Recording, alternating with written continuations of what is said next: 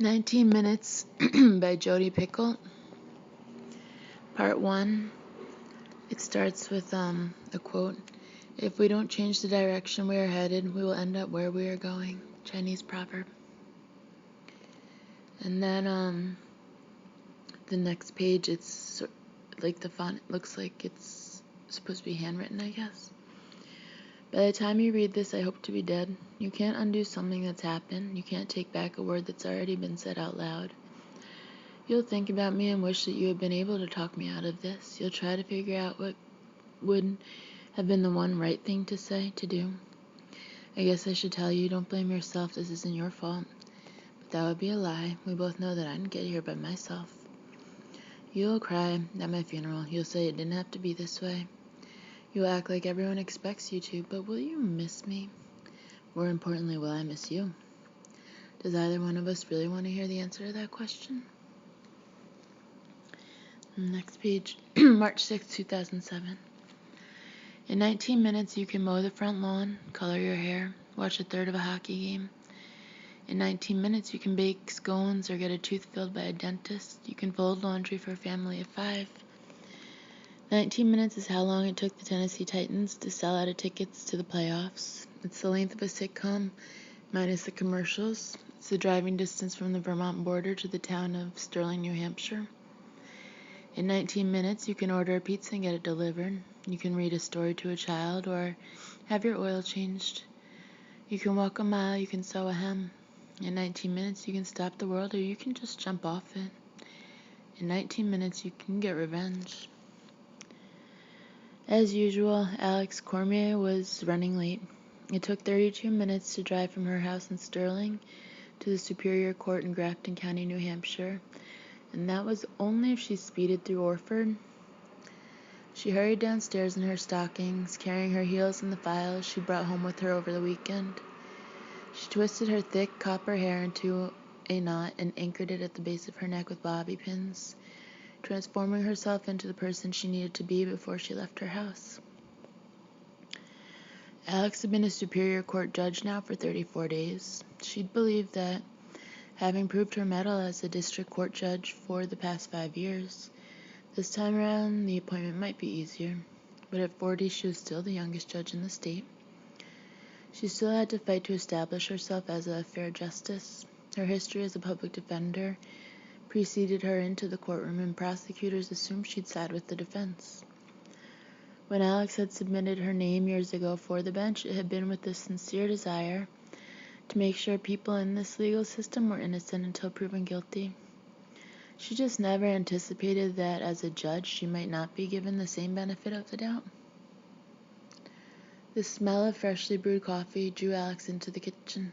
Her daughter was hunched over a steaming mug at the kitchen table, poring over a textbook. Josie looked exhausted. Her blue eyes were bloodshot. Her chestnut hair was a knotty ponytail. "Tell me you haven't been up all night," Alex said. Josie didn't even glance up. "I haven't been up all night," she parroted. Alex poured herself a cup of coffee and slid into the chair across from her. "Honestly?" "You asked me to tell you something," Josie said. "You didn't ask for the truth." Alex frowned. "You shouldn't be drinking coffee. And you shouldn't be smoking cigarettes." Alex felt her face heat up. Mom," Josie sighed. "Even when you open up the bathroom windows, I can still smell it on the towels." She glanced up, daring Alex to challenge her other vices. Alex herself didn't have any other vices. She didn't have time for any vices. She would have liked to say that she knew with authority that Josie didn't have any vices either, but she would only be making the same inference the rest of the world did when they met Josie. A pretty, popular, straight-A student who knew better than most the consequences of falling off the straight and narrow. A girl who was destined for great things. A young woman who was exactly what Alex had hoped her daughter would grow to become. Josie had once been so proud to have a mother as a judge. Alex could remember Josie broadcasting her career to the tellers at the bank, the baggers in the grocery store, the flight attendants on planes. She'd ask Alex about her cases and her decisions. That had all changed 3 years ago. when Josie entered high school and the tunnel of communication between them slowly bricked shut. Alex didn't necessarily think that Josie was hiding anything more than any other teenager, but it was different. A normal parent might metaphorically judge her child's friends, whereas Alex could do it legally. "What's on the docket today?" Alex said. "Unit test. What about you?" "Arraignments," Alex replied. She squinted across the table, trying to read Josie's textbook upside down. "Chemistry?" "Catalysts," Josie rubbed her temples. "Substances that speed up a reaction but stay unchanged by it. Like if you've got carbon monoxide gas and hydrogen gas and you toss in zinc and chromium oxide and... What's the matter?" "Just having a little flashback of why I got a C in Orgo. Have you had breakfast?" "Coffee," Josie said. "Coffee doesn't count." "It does when you're in a rush," Josie pointed out. Alex weighed the costs of being even 5 minutes later or getting another black mark against her in the cosmic good parenting tally. Shouldn't a 17-year-old be able to take care of herself in the morning? Alex started pulling items out of the refrigerator. Eggs, milk, bacon. "I once presided over an involuntary emergency admission at the state mental hospital for a woman who thought she was Emerald. Her husband had her committed when she put a pound of bacon in the blender and chased him around the kitchen with a knife, yelling, 'Bam!'" Josie glanced up from her textbook. "For real?" "Oh, believe me, I can't make these things up." Alex cracked an egg into a skillet. When I asked her why she'd put a pound of bacon in the blender, she looked at me and said that she and I must just cook differently. Josie stood up and leaned against the counter, watching her mother cook. Domesticity wasn't Alex's strong point. She didn't know how to make a pot roast, but was proud to have memorized the phone numbers of every pizza place and Chinese restaurant in Sterling that offered free delivery. "Relax," Alex said dryly. "I think I can do this without setting the house on fire." But Josie took the skillet out of her hands and laid the strips of bacon in it, like sailors bunking tightly together. "How come you dress like that?" she asked. Alex glanced down at her skirt, blouse, and heels and frowned. "Why? Is it too Margaret Thatcher?" "No, I mean, why do you bother? No one knows what you have on under your robe. You could wear like pajama pants or that sweater you have from college that's got holes in the elbows."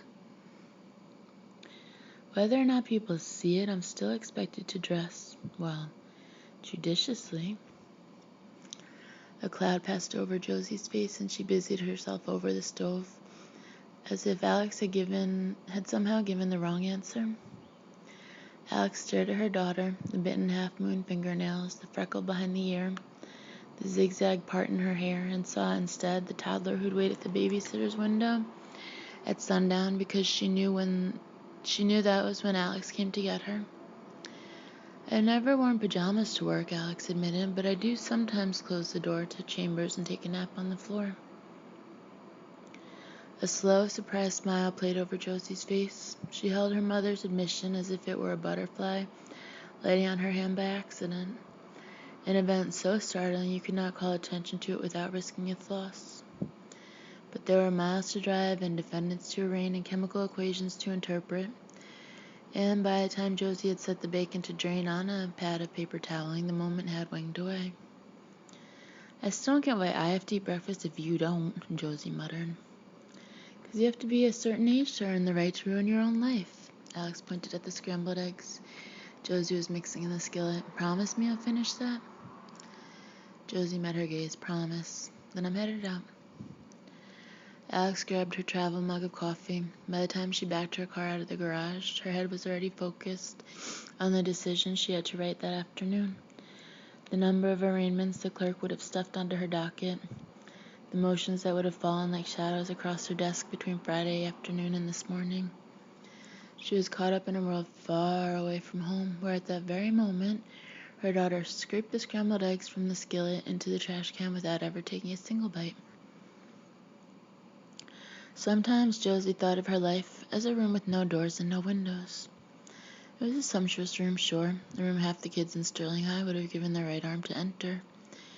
But it was also a room from which there really wasn't an escape. Either Josie was someone she didn't want to be, or she was someone who nobody wanted. She lifted her face to the spray of the shower, water she'd made so hot it raised red welts, stole breath, steam windows. She counted to 10 and then finally ducked away from the stream to stand naked and dripping in front of the mirror. Her face was swollen and scarlet, her hair stuck to her shoulders in thick ropes. She turned sideways, scrutinized her flat belly, and sucked it in a little. She knew what Matt saw when he looked at her, what Courtney and Maddie and Brady and Haley and Drew all saw. She just wished that she could see it too. The problem was, when Josie looked in the mirror, she noticed what was underneath that raw skin instead of what had been painted upon it.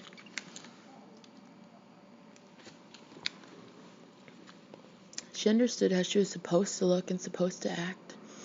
She wore her dark hair long and straight. She dressed in Abercrombie & Fitch. She listened to Dashboard Confessional and Death Cab for Cutie. She liked feeling the eyes of other girls in the school when she sat in the cafeteria, borrowing Courtney's makeup. She liked the way teachers already knew her name on the first day of class. She liked having guys stare at her when she walked down the hall with Matt's arm around her.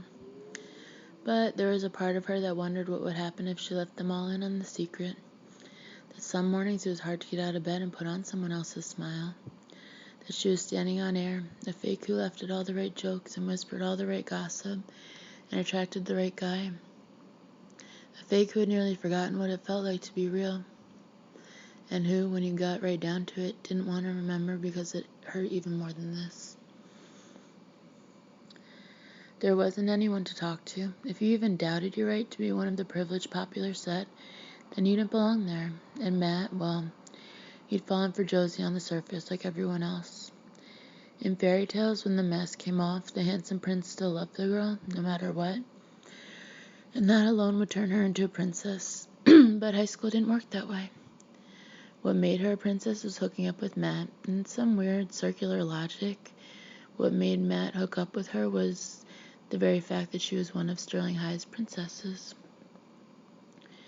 She couldn't confide in her mother either. You don't stop being a judge just because you step out of the courthouse, her mother used to say.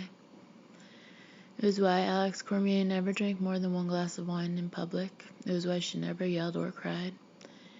A trial was a stupid word, considering that an attempt was never good enough. You were supposed to toe the line, period. Many of the accomplishments that Josie's mother was most proud of, Josie's grades, her looks, her acceptance into the quote-unquote right crowd, had not been achieved because Josie wanted them so badly herself, but mostly because she was afraid of falling short of perfect. Josie wrapped a towel around herself and headed into her bedroom. She pulled a pair of jeans out of her closet and then layered 2 long-sleeve tees that showed off her chest. She glanced at her clock. If she wasn't going to be late, she'd have to get moving. Before leaving her room, though, she hesitated. She sank down onto her bed and rummaged underneath the nightstand for the Ziploc sandwich bag that she'd tacked to the wooden frame. Inside was a stash of Ambien, pirated 1 pill at a time from her mother's prescription for insomnia, so she'd never notice. It had taken Josie nearly 6 months to inconspicuously gather only 15 pills, but she figured if she washed them down with a fifth of vodka, it would do the trick. It wasn't like she had a strategy really to kill herself next Tuesday or when the snow melted or anything concrete like that. It was more like a backup plan. When the truth came out and no one wanted to be around her anymore, it stood to reason Josie wouldn't want to be around herself either. She tacked the pills back up beneath her nightstand and headed downstairs. As she walked into the kitchen to load up her backpack, she found her chemistry textbook still wide open and a long-stemmed red rose marking her place. Matt was leaning against the refrigerator in the corner. He must have let himself in through the open garage door. Like always, he made her head swim with seasons. His hair was all the colors of autumn, his eyes the bright blue of a winter sky, his smile as wide as any summer sun. He was wearing a baseball hat backward and a Sterling varsity hockey tee over a thermal shirt that Josie had once stolen for a full month and hidden in her underwear drawer, so that when she needed to, she could breathe in the scent of him. "Are you still pissed off?" he asked. Josie hesitated. I was the one who was mad. Matt pushed away from the refrigerator, coming forward until he could link his arms around Josie's waist. You know I can't help it. A dimple blossomed in his right cheek. Josie could already feel herself softening. It wasn't that I didn't want to see you, I really did have to study. Matt pushed her hair off her face and kissed her. This was exactly why she told him not to come over last night. When she was with him, she felt herself evaporating. Sometimes when he touched her, Josie imagined herself vanishing in a puff of steam. He tasted of maple syrup of apologies. It's all your fault, you know, he said. Wouldn't act as crazy if I didn't love you so much. At that moment, Josie could not remember the pills she was hoarding in her room. She could not remember crying in the shower. She could not remember anything but what it felt like to be adored. I'm lucky, she told herself. The words streaming like a silver ribbon through her mind. Lucky, lucky, lucky. Patrick Dutron, the sole detective on the Sterling Police Force, sat on a bench on the far side of the locker room, listening to the patrol officers on the morning shift pick on a rookie with a little extra padding around the middle. Hey, Fisher, Eddie Odenkirk said. Are you the one who's having the baby, or is it your wife? As the rest of the guys laughed, Patrick took pity on the kid. It's early, Eddie, he said. Can't you at least wait to start in until we've all had a cup of coffee? I would, Captain, Eddie laughed, but it looks like Fisher already ate all the donuts and... The hell is that? Patrick followed Eddie's gaze downward to his own feet. He did not, as a matter of course, change in the locker room with the patrol officers, but he jogged to the station this morning instead of driving to work off too much good cooking consumed over the weekend. He'd spent Saturday and Sunday in Maine with the girl who currently held his heart, his goddaughter, a 5.5-year-old named Tara Frost. Her mother, Nina, was Patrick's oldest friend, and the one love he probably would never get over, although she managed to be doing quite well without him. Over the course of the weekend, Patrick had deliberately lost 10,000 games of Candyland, had given countless piggyback rides, had had his hair done, and here was his cardinal mistake. Had allowed Tara to put bright pink nail polish on his toes, which Patrick had forgotten to remove. He glanced down at his feet and curled his toes under. Chicks think it's hot, he said gruffly, as the 7 men in the locker room struggled not to snicker at someone who was technically their superior. Patrick yanked his dress socks on, slipped into his loafers, and walked out, still holding his tie. 1, he counted. 2, 3. On cue, laughter spilled out of the locker room, following him down the hallway. In his office, Patrick closed the door and peered at himself in the tiny mirror on the back. His black hair was still damp from his shower. His face was flushed from his run. He shimmied the knot of his tie up his neck, fashioning the noose, and then sat down at his desk. 72 emails had come in over the weekend, and usually anything more than 50 meant he wouldn't get home before 8 p.m. all week. He began to weed through them, adding notes to a devil's to-do list, one that never got any shorter, no matter how hard he worked. Today, Patrick had to drive drugs down to the state lab. Not a big deal, except that it was a 4-hour block of his day that vanished right there. He had a rape case coming to fruition, the perp identified from a college Facebook, and his statements transcribed and ready for the AG's office. He had a cell phone that had been nabbed out of a car by a homeless guy. He had blood results come back from the lab as a match for a break-in at a jewelry store, and a suppression hearing in Superior Court, and already on his desk was the first new complaint of the day, a theft of wallets in which the credit cards had been used, leaving a trail for Patrick to trace. Being a small-town detective required Patrick to be firing on all cylinders all the time. Unlike cops who knew who worked for city departments where they had 24 hours to solve a case before it was considered cold, Patrick's job was to take everything that came across his desk, not to cherry-pick for the interesting ones. It was hard to get excited about a bad check case or a theft that would net the perp a $200 fine, when it cost the taxpayers 5 times that to have Patrick focus on it for a week. But every time he started thinking that his cases weren't particularly important, He'd find himself face to face with the victim, the hysterical mother whose wallet had been stolen, the mom and pop jewelry store owners who'd been robbed of their retirement income, the rattle professor who was a victim of identity theft. Hope, Patrick knew, was the exact measure of distance between himself and the person who'd come for help. If Patrick didn't get involved, if he didn't give 100%, then that victim was going to be a victim forever, which was why, since Patrick had joined the Storing Police, he had managed to solve every single case.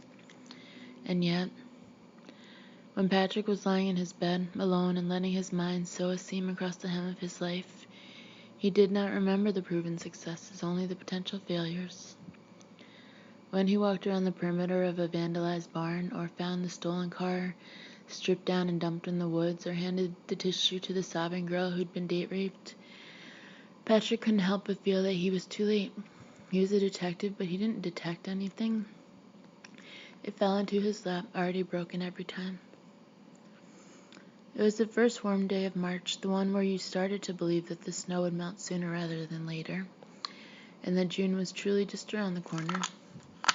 Josie sat on the hood of Matt's Saab in the student parking lot, thinking that it was closer to summer than it was to the start of the school year, that in a scant 3 months she would officially be a member of the senior class.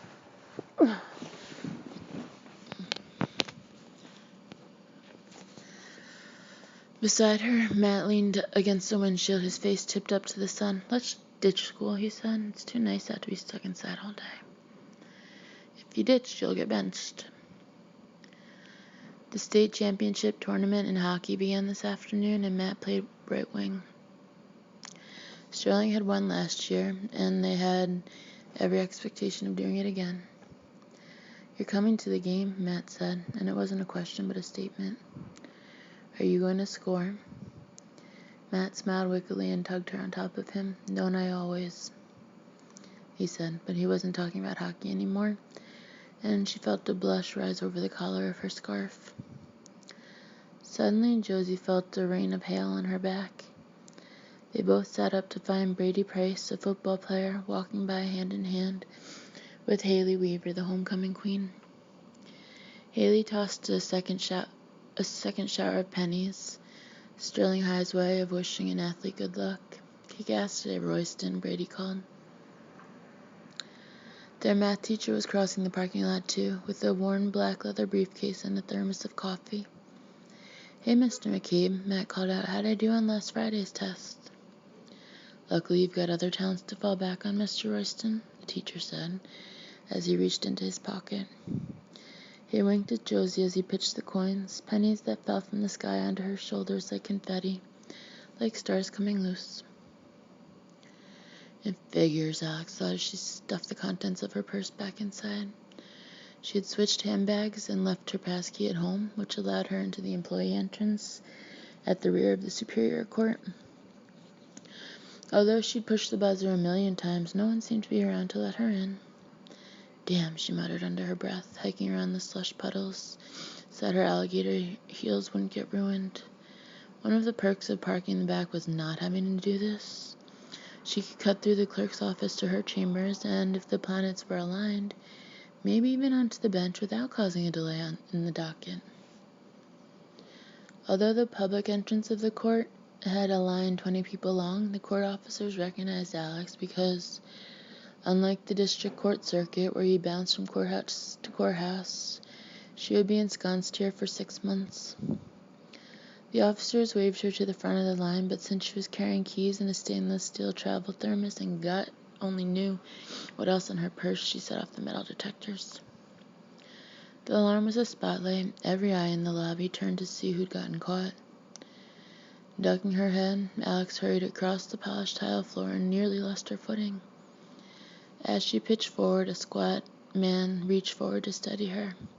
"Hey, baby," he said, leering, "I like your shoes." Without responding, Alex yanked herself out of his grasp and headed toward the clerk's office. None of the other Superior Court judges had to deal with this.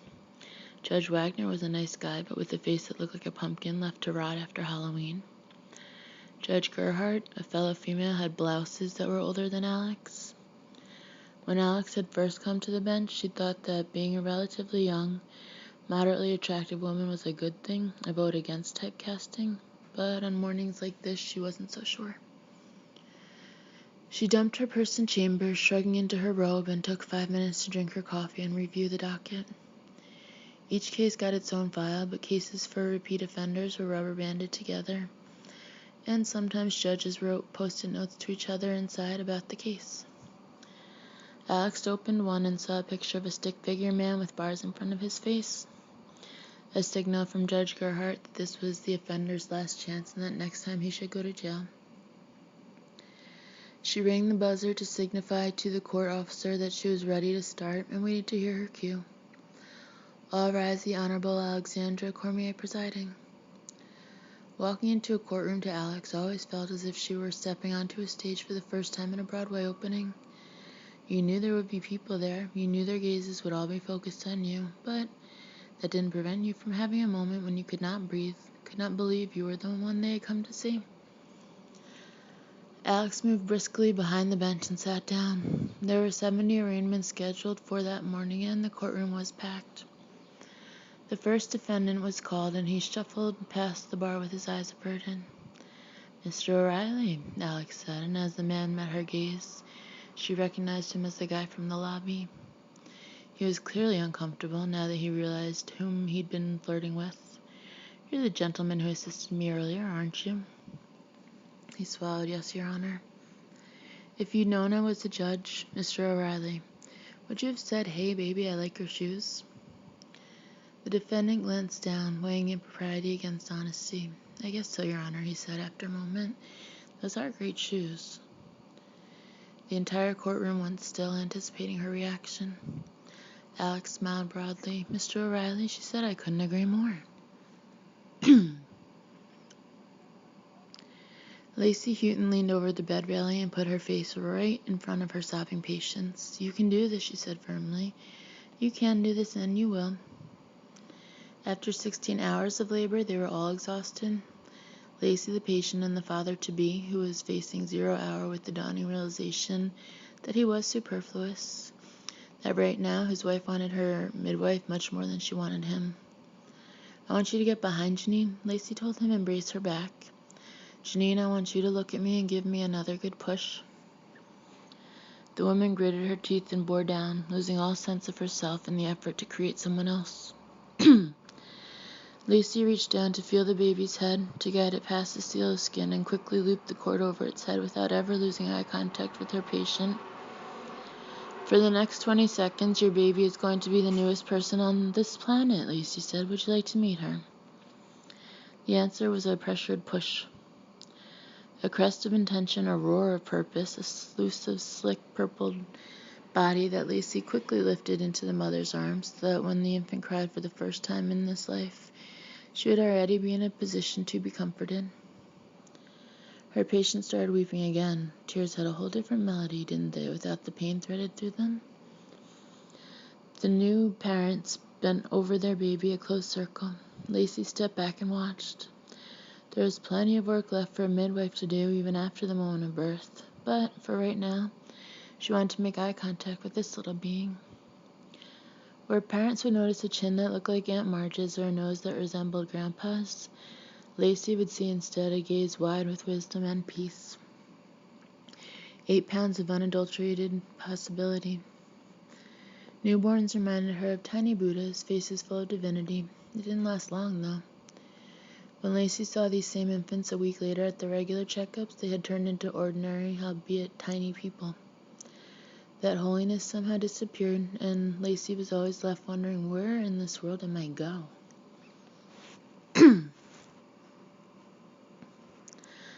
While his mother was across town delivering the newest resident of Sterling, New Hampshire, Peter Houghton was waking up. His father knocked on the door on his way out to work. Peter's alarm clock. Downstairs, a bowl and a box of cereal would be waiting for him. His mother remembered to do that even when she got paged at 2 in the morning. There would be a note from her, too, telling him to have a good day at school, as if it were that simple.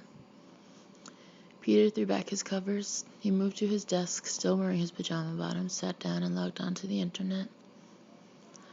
The words on the message board were blurry. He reached for his glasses. He kept them next to his computer. After he slipped the frames on, he dropped the case onto the keyboard, and suddenly he was seeing something he'd hoped never to see again. Peter reached out and hit Control-Alt-Delete, but he could still picture it, even after the screen went blank, even after he closed his eyes, even after he started to cry. In a town the size of Sterling, everyone knew everyone else and always had. In some ways this was comforting, like a great big extended family that you sometimes loved and sometimes fell out of favor with. At other times it haunted Josie, like right now, when she was standing in the cafeteria line behind Natalie Zlenko, a dyke of the First Order, who, way back in second grade, had invited Josie over to play and had convinced her to pee on the front lawn like a boy. "What were you thinking?" her mother had said, when she came to pick her up and saw them bare-bottomed and squatting over the daffodils. Even now, a decade later, Josie couldn't look at Natalie Zlenko with her buzz cut and her ever-present SLR camera without wondering if Natalie still thought about that too. On Josie's other side was Courtney Ignatia, the alpha female of Sterling High. With her honey blonde hair hanging over her shoulders like a shawl made of silk, and her low-rise jeans mail-ordered from Fred Siegel, she'd spawned an entourage of clones. On Courtney's tray was a bottle of water and a banana. On Josie's was a platter of French fries. It was second period, and just like her mother had predicted, she was famished. "Hey," Courtney said, loud enough for Natalie to hear. "Can you tell the vegetarian to let us pass?" Natalie's cheeks burned with color, and she flattened herself up against the sneeze guard of the salad bar so that Courtney and Josie could slip by. They paid for their food and walked across the cafeteria. Whenever she came into the cafeteria, Josie felt like a naturalist observing different species in their natural, non-academic habitat. There were the geeks bent over their textbooks and laughing at math jokes nobody else even wanted to understand. Behind them were the art freaks who smoked clove cigarettes on the ropes course behind the school and drew manga comics in the margins of their notes. Near the condiment bar were the skanks who drank black coffee and waited for the bus that would take them to the technical high school 3 towns over for their afternoon classes. And the druggies, already strung out by 9 o'clock in the morning. There were misfits too, kids like Natalie and Angela Flug, fringe friends by default, because nobody else would have them. And then there was Josie's posse. They took over 2 tables, not because there were so many of them, but because they were larger than life. Emma, Maddie, Haley, John, Brady, Trey, Drew. Josie could remember how, when she started hanging around with this group, she'd get everyone's names confused. They were that interchangeable. They all looked sort of alike, too. The boys all wearing the maroon home hockey jerseys and their hats backwards. Bright thatches of hair stuck through the loops at their foreheads like the start of a fire. The girls carbon copies of Courtney by studious design. Josie slipped inconspicuously into the heart of them because she looked like Courtney too. Her tangle of hair had been blown glass straight. Her heels were 3 inches high, even though there was still snow on the ground. If she appeared the same on the outside, it was that much easier to ignore the fact that she didn't really know how she felt on the inside. "Hey," Maddie said as Courtney sat down beside her. "Hey. Did you hear about Fiona Kierland?" Courtney's eyes lit up. Gossip was as good a catalyst as any chemical. "The one whose boobs are 2 different sizes?" "No, that's Fiona the sophomore. I'm talking about Fiona the freshman." "The one who always carries a box of tissues for her allergies," Josie said, sliding into a seat. "Or not," Haley said. "Guess who got sent to rehab for snorting coke?" "Get out." "That's not even the whole scandal," Emma added. "Her dealer was the head of the Bible study group that meets after school." "Oh my God," Courtney said. "Exactly." "Hey," Matt slipped into the chair beside Josie. "What took you so long?" She turned to him. At this end of the table, the guys were rolling straw wrappers into spitballs and talking about the end of spring skiing. How long do you think the half-pipe will stay open at Sunapee? John asked, lobbing a spitball toward a kid one table away who had fallen asleep. The boy had been in Josie's sign language elective last year. Like her, he was a junior. His arms and legs were skinny and white and splayed like a stick bug. His mouth, as he snored, was wide open. You miss loser, Drew said. If Sunapee closes, Killington's still good. They have snow until like August. His spitball landed in the boy's hair. Derek. The kid's name was Derek. Matt glanced at Josie's french fries. You're not going to eat those, are you? I'm starving. He pinched the side of her waist, a caliper and a criticism all at once. Josie looked down at the fries. 10 seconds ago, they looked golden brown and smelled like heaven. Now all she could see was the grease that stained the paper plate. Matt took a handful and passed the rest to Drew, who threw a spitball that landed in the sleeping boy's mouth. With a choke and a sputter, Derek startled awake. Sweet, Drew high-fived John. Derek spat into a napkin and rubbed his mouth hard. He glanced around to see who else had been watching. Josie suddenly remembered a sign from her ASL elective, almost all of which she'd forgotten the moment she'd taken the final. A closed fist moved in a circle over the heart meant, I'm sorry. Matt leaned over and kissed her neck. Let's get out of here. He drew Josie to her feet and then turned to his friends. Later, he said.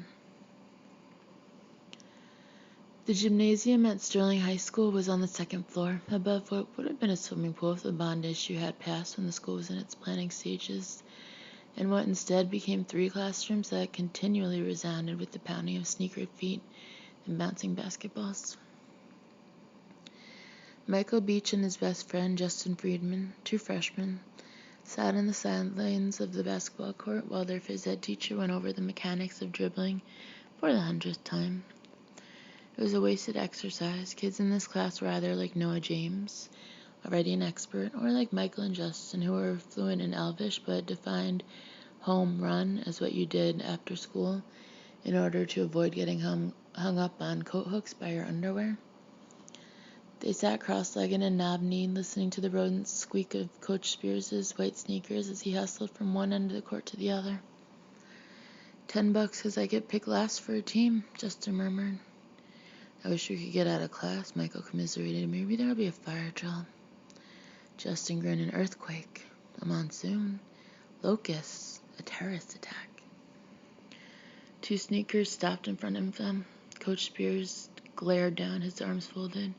You 2 want to tell me what's so funny about basketball? Michael glanced at Justin, then up at the coach. Absolutely nothing, he said. After showering, Lacey Houghton made herself a mug of green tea and wandered peacefully through her house. When the kids had been tiny, she'd been overwhelmed by work and life. Lewis would ask her what he could do to make things better. It had been a great irony for her, given Lewis's job. A professor at Sterling College, his specialty was the economics of happiness. Yes, it was a real field of study, and yes, he was an expert. He taught seminars and written articles and had been interviewed on CNN about measuring the effects of pleasure and good fortune on a monetary scale. And yet he'd been at a loss when it came to figuring out what Lacey would enjoy. Did she want to go out to a nice dinner, get a pedicure, take a nap? When she told him what she craved, though, he could not comprehend. She'd wanted to be in her own house with nobody else in it and nothing pressing to do. She opened the door to Peter's room and set her mug on the dresser so that she could make his bed. What's the point, Peter would say when she dogged him to do it himself. I just have to mess it up again in a few hours. For the most part, she didn't enter Peter's room unless he was in it. Maybe that was why at first she felt there was something wrong about the space, as if an integral part were missing. At first she assumed that it was Peter's absence that made the room seem a little empty. Then she realized that the computer, a steady hum and ever-ready green screen, had been turned off. She tugged the sheets up, then tucked in the edges. She drew the quilt over them and fluffed the pillows. At the threshold of Peter's bedroom, she paused and smiled. The room looked perfect. Zoe Patterson was wondering what it was like to kiss a guy who had braces. Not that it was a remote possibility for her any time in the near future. She figured it was something she ought to consider before the moment actually caught her off guard. In fact, she wondered what it would be like to kiss a guy, period, even one who wasn't orthodontically challenged like her. And honestly, was there any place better than a stupid math class to let your mind wander? Mr. McCabe, who thought he was the Chris Rock of algebra, was doing his daily stand-up routine. So, 2 kids are in the lunch line when the first kid turns to his friend and says, "I have no money. What should I do?" And his friend says, 2x plus 5. Zoe looked up at the clock. She counted along with the second hand until it was 9:50 on the dot, and then popped out of her seat to hand Mr. McCabe a pass. Orthodontia, he read out loud. Well, make sure he doesn't wire your mouth shut, Miss Patterson. So the buddy says 2x plus 5, a binomial. Get it? Binomial? Zoe hefted her backpack onto her shoulders and walked out of the classroom. She had to meet her mom in front of the school at 10 o'clock. Parking was killer, so it would be a drive-by pickup. Mid-class, the halls were hollow and resonant. Felt like trudging through the belly of a whale. Zoe detoured into the main office to sign out on the secretary's clipboard, and then nearly mowed down a kid in her hurry to get outside. It was warm enough to unzip her jacket and think of summer and soccer camp and what it would be like when her palate expander was finally removed. If you kissed a guy who didn't have braces and you pressed too hard, could you cut his gums? Something told Zoe that if you made a guy bleed, you probably wouldn't be hooking up with him again. What if he had braces too, like that blonde kid from Chicago who just transferred and sat in front of her in English? Not that she liked him or anything, although he had turned around to hand her back her homework paper and held on to it just a smidgen too long. Would they get stuck together like jammed gears and have to be taken to the emergency room at the hospital? And how totally humiliating would that be? Zoe ran her tongue along the ragged metal fence posts in her mouth. Maybe she could temporarily join a convent. She sighed and peered down the block to see whether she could make out her mom's green Explorer from the conga line of passing cars. And just about then, something exploded.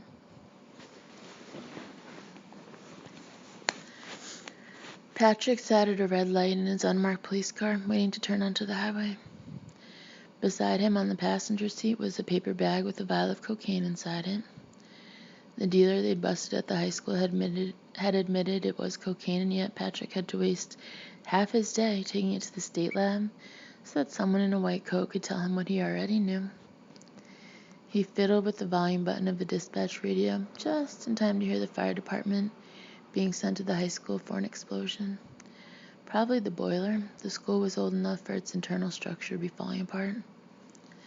He tried to remember where the boiler was located in Sterling High, and wondered if they'd be lucky enough to come out of that kind of situation without anyone being hurt. Shots fired. The light turned green, but Patrick didn't move. The discharge of a gun in Sterling was rare enough to have him narrow his attention to the voice on the dispatch radio, waiting for an explanation. At the high school, Sterling High. The dispatcher's voice was getting faster, more intense. Patrick wheeled the car in a U-turn and started toward the school with his lights flashing. Other voices began to transmit in static bursts, officers stating their positions in town, the on-duty supervisor trying to coordinate manpower and calling for mutual aid from Hanover and Lebanon. Their voices knotted and tangled, blocking one another so that everything and nothing was being said at once. Signal 1000, the dispatcher said. Signal 1000. In Patrick's entire career as a detective, he'd only heard that call twice. Once was in Maine when a deadbeat dad had taken an officer hostage. Once was in Sterling during a potential bank robbery that turned out to be a false alarm. Signal 1000 meant that everyone immediately was to get off the radio and leave it free for dispatch. It meant that what they were dealing with was not routine police business. It meant life or death.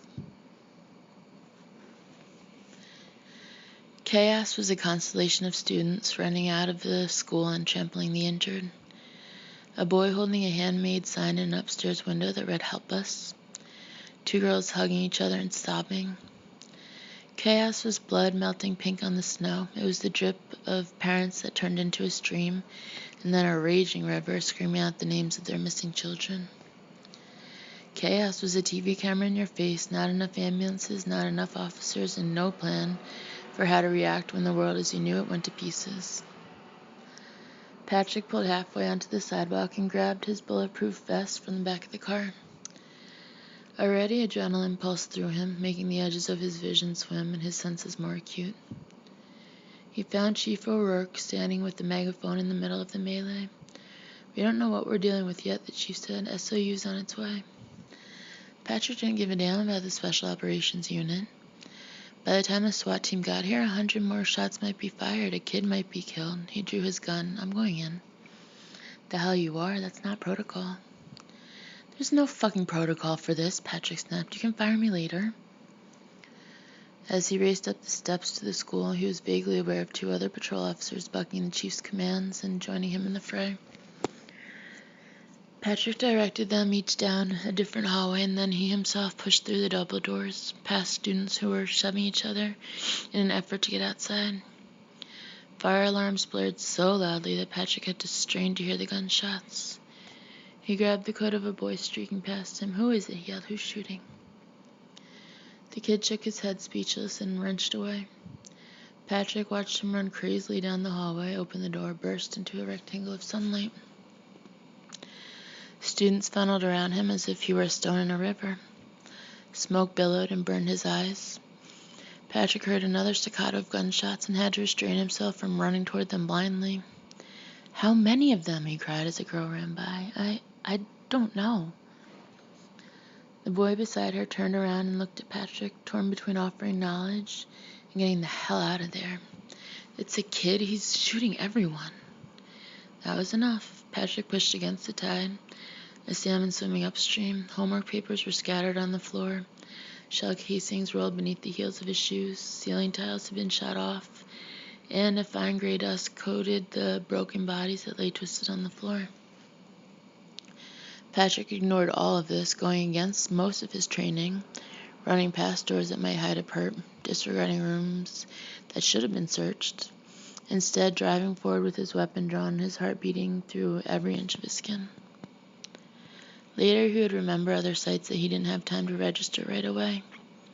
The heating duct covers that had been pried loose so that students could hide in the crawl space. The shoes left behind by kids who literally ran out of them. The eerie prescience of crime scene outlines on the floor outside the biology classrooms, where students had been tracing their own bodies on butcher paper for an assignment. He ran through hallways that seemed to circle in on each other. "Where?" he would bite out every time he passed a fleeing student, his only tool of navigation. He'd see sprays of blood and students crumpled on the ground, and he did not let himself look twice. He pounded up the main stairwell, and just as he reached the top, a door cracked open. Patrick whirled, pointing his gun as a young female teacher fell to her knees with her hands raised. Behind the white oval of her face were 12 others, featureless and frightened. Patrick could smell urine. He lowered his gun and beckoned her toward the staircase. "Go," he commanded, but he did not stay long enough to see if they did. Turning a corner, Patrick slipped on blood and heard another gunshot, this one loud enough to ring his ears. He swept into the open double doors of the gymnasium and scanned the handful of sprawled bodies, the basketball cart overturned and the globes resting against the far wall, but no shooter. He knew from the overtime detail he'd taken on Friday nights to monitor high school ball games that he reached the far end of Sterling High, which meant that the shooter was either hiding somewhere here or had doubled back past him when Patrick hadn't noticed, and could even now have cornered him in this gym. Patrick spun around to the entrance again to see if that was the case, and then heard another shot. He ran to a door that led out from the gym, one he hadn't noticed in his first quick visual sweep of the area. It was a locker room, tiled white on the walls and the floor. He glanced down, saw the fanned spray of blood at his feet, and edged his gun around the corner wall. 2 bodies lay unmoving at one end of the locker room. At the other, closer to Patrick, a slight boy crouched beside a bank of lockers. He wore wire-rimmed glasses, crooked on his thin face. He was shivering hard. "Are you okay?" Patrick whispered. He did not want to speak out loud and give away his position to the shooter. The The boy only blinked at him. "Where is he?" Patrick mouthed. The boy pulled a pistol from beneath his thigh and held it up to his own head. A new rush of heat surged through Patrick. "Don't fucking move," he shouted, drawing a bead on the boy. "Drop the gun or I will shoot you." Sweat broke out down his back and on his forehead, and he could feel his cupped hands shifting on the butt of the gun as he aimed, determined to lace the kid with bullets if he had to. Patrick let his forefinger brush gently against the trigger just as the boy opened his fingers wide as a starfish. The pistol fell to the floor, skittering across the tile. Immediately he pounced. One of the other officers, whom Patrick hadn't even noticed following him, retrieved the boy's weapon. Patrick dropped the kid onto his stomach and cuffed him, pressing his knee hard into the boy's spine. "Are you alone? Who's with you?" "Just me," the boy ground out. Patrick's head was spinning and his pulse was a military tattoo, but he could vaguely hear the other officer calling this information in over the radio. "Sterling, we have one in custody. We don't have knowledge of anyone else." Just as seamlessly as it had started, it was over, at least as much as something like this could be considered over. Patrick didn't know if there were booby traps or bombs in the school. He didn't know how many casualties there were. He didn't know how many wounded Dartmouth Hitchcock Medical Center and Alice Peck Day Hospital could take. He didn't know how to go about processing a crime scene this massive. The target had been taken out, but at what irreplaceable cost? Patrick's entire body began to shake, knowing that for so many students and parents and citizens today, he had once again been too late. He took a few steps and sank down to his knees, mostly because his legs simply gave out from underneath them, and pretended that this was intentional, that he wanted to check out the two bodies at the other end of the room. He was vaguely aware of the shooter being pushed out of the locker room by the other officer to a waiting cruiser downstairs. He didn't turn to watch the kid go. Instead, he focused on the body directly in front of him. A boy dressed in a hockey jersey. There was a puddle of blood underneath his side and a gunshot wound through his forehead. Patrick reached out for a baseball cap that had fallen a few feet away with the words Sterling Hockey embroidered across it. He turned the brim around in his hands in an imperfect circle. The girl lying next to him was face down, blood spreading from beneath her temple. She was barefoot, and on her toenails was bright pink polish, just like the stuff Tara had put on Patrick. It made his heart catch. This girl, just like his goddaughter and her brother and a million other kids in this country, had gotten up today and gone to school, never imagining she would be in danger. She trusted all the grown-ups and teachers and principals to keep her safe. It was why these schools post 9/11 had teachers wearing ID all the time and doors locked during the day. The enemy was always supposed to be an outsider, not the kid who was sitting right next to you. Suddenly the girl shifted. "Help me." Patrick knelt beside her. "I'm here," he said, his touch gentle as he assessed her condition. "Everything's all right." He turned her enough to see that the blood was coming from a cut on her scalp, not a gunshot wound, as he'd assumed. He ran his hands over her limbs. He kept murmuring to her, words that did not always make sense, but that let her know that she wasn't alone anymore. "What's your name, sweetheart?" "Josie." The girl started to thrash, trying to sit up. Patrick put the bulk of his body strategically between her and the boys. She'd be in shock already. He didn't need her to go over the edge. She touched her hand to her forehead, and when it came away oily with blood, she panicked. What happened? He should have stayed there and waited for the medics to come get her. He should have radioed for help, but should hardly seemed to apply anymore, and so Patrick lifted Josie into his arms. He carried her out of the locker room where she'd nearly been killed, hurried down the stairs, and pushed through the front door of the school as if he might be able to save them both.